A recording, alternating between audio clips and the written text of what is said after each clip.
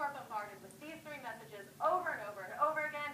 Message one, beautiful is the most important, most powerful thing a girl or woman can be. Message two, this is what beauty looks like. And message three, which is sometimes implicit, it's sometimes just an inference, you don't look like this.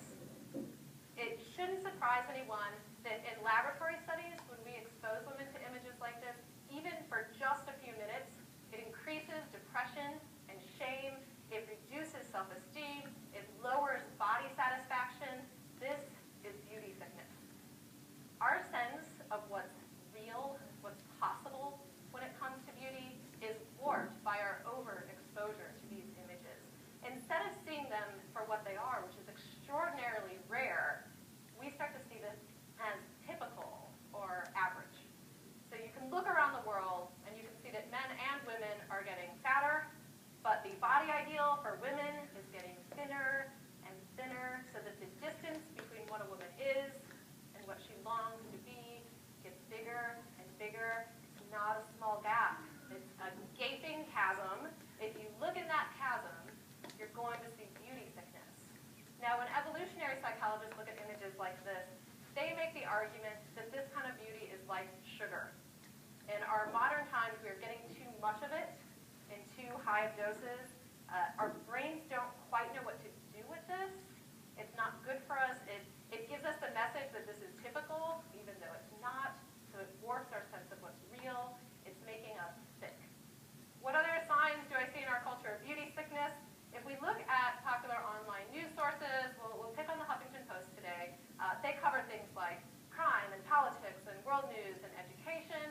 And then, as you probably know, they also cover really important things like what famous women look like, what they're wearing, whether they've gained weight, how they've lost weight. These are all from the same day on the Huffington Post. Two of them are on the front page when I took the screenshot.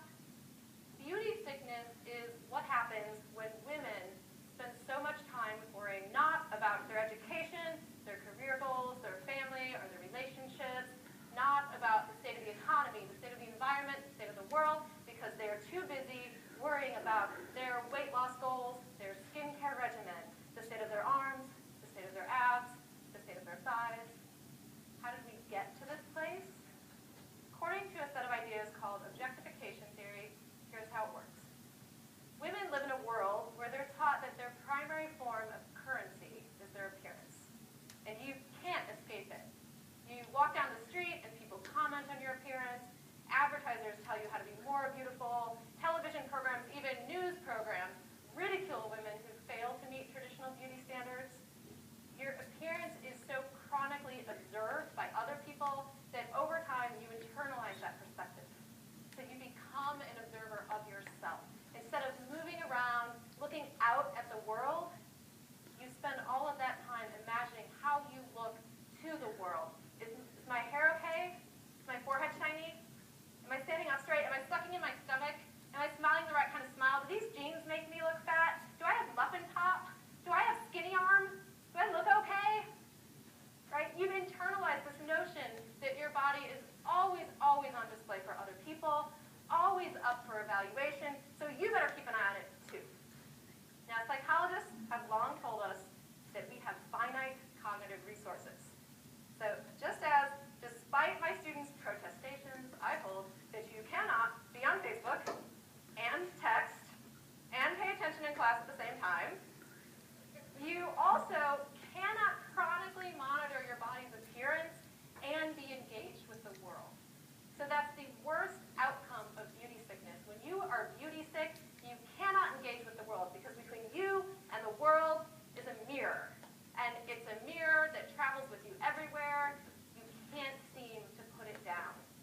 It's beauty sickness that makes women self-objectify, that makes our young girls want to grow up to be sexy things. I spoke on a